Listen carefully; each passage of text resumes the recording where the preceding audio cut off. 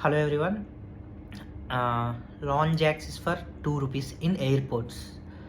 అసలు main reason ఏంటి? Only 2 రూపీస్‌కే ఎందుకు వీళ్ళు ఇలా ప్రొవైడ్ చేస్తున్నారా అంటే, బేసిక్‌గా హ్యూమన్ సైకాలజీ ప్రకారం ఏదైనా luxurious thing at very low cost దొరికితే ఎవరైనా అట్రాక్ట్ అవ్వాల్సిందే.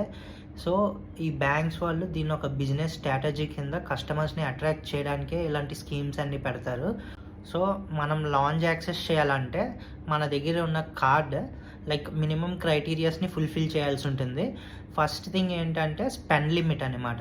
అట్లీస్ట్ మంత్లీ 20,000 30,000 అలా కొన్ని లిమిట్స్ ఉంటాయి.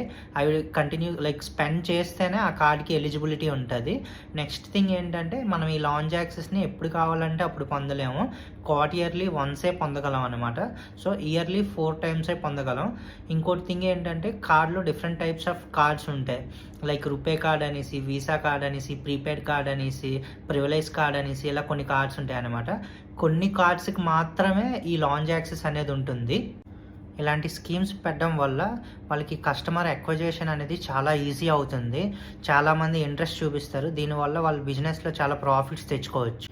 ఈ స్కీమ్ వచ్చేసి లైక్ ఆ టైంలో జియో సిమ్ని ఫ్రీగా ఇచ్చారు కదా, ఆ బిజినెస్ స్ట్రాటజీ నుంచి ఇన్స్పైర్ అయ్యి తీసుకున్న స్కీమ్ అనమాట. మీలో ఎంతమంది ఎయిర్పోర్ట్ లాంచ్ యాక్సెస్ వాడారో కింద కమెంట్ చేయండి.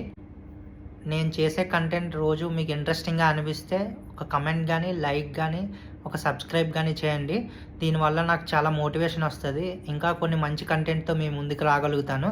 Thank you so much.